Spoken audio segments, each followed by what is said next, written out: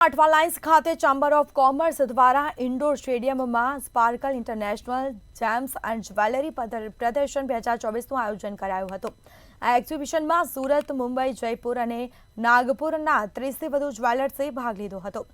વૈવિધ્યપૂર્ણ ડિઝાઇનવાળી bridal, antique અને પોલ્કી જ્વેલરીની વિશાળ શ્રેણી રજૂ કરવામાં આવી।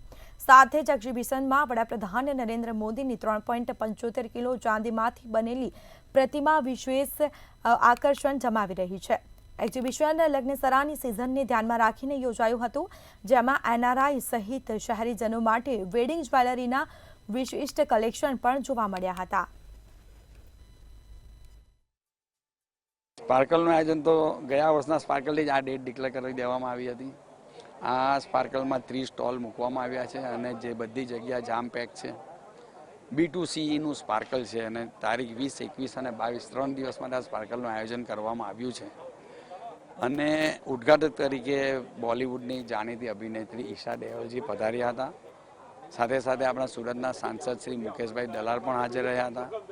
આપણા સુરતના મેયર શ્રી દક્ષેશભાઈ માવાણી અને ભૂતપૂર્વ યુનિયન કેબિનેટ મિનિસ્ટર શ્રીમતી દર્શનાબેન જરદોશ આજના આ કાર્યક્રમમાં પધાર્યા હતા અને ઇનોગ્રેટ કર્યું હતું।